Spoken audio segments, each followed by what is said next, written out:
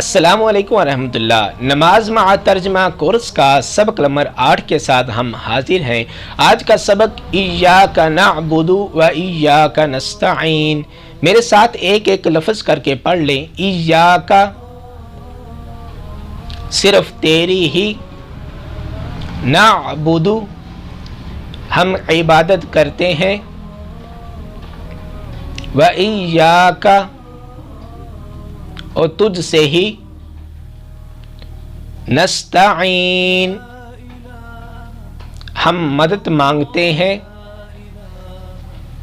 اب ہم صرف عربی متن پڑھیں گے۔ پڑھیے، ایاک نعبد، عین گلا دبا کر جیسے نعبد، تو کوئی بھائی پڑھتے ہیں نعبد الف کے ساتھ، کوئی پڑھتے ہیں نعبد جھٹکے کے ساتھ۔ یہ دونوں غلط ہیں، ذرا غور سے سنو پھر پڑھو۔ نعبد نعبد، جی اب ہم آگے بڑھتے ہیں۔ وَإِيَّاكَ نَسْتَعِينُ، اب ہم صرف با محاورہ ترجمہ پڑھیں گے۔ ہم صرف تیری ہی عبادت کرتے ہیں اور تجھ سے ہی مدد مانگتے ہیں۔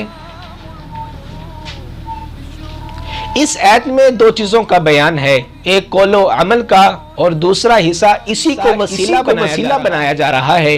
قول و عمل سے مراد انسان نماز کی حالت میں باوضو ہو کر اپنے ہاتھوں کو باندھ کر رب سے گفتگو کر رہا ہے، یا اللہ تیرے سوا میں کسی کی عبادت نہیں کرتا، تیرے سوا میں کسی کے دروازے پر نہیں جاتا، تیری ذات کے ساتھ میں کسی کو شریک نہیں بناتا۔ کیوں کہ تیرے جیسا مجھے کوئی ملا ہی نہیں، جیسا کہ تو رحمان ہے، جیسا کہ تو رحیم ہے، جیسا کہ تو مالک یوم الدین ہے، اسی لیے میں عبادت بھی تیری کرتا ہوں، اور کیونکہ تو ہی تو میرا آسرا ہے، تو ہی تو میری امید ہے، تو ہی تو مشکل کشا ہے، دنیا آخرت میں میرے سارے مشکل کام آسان کر دے، یہی میں تجھ سے مدد مانگتا ہوں۔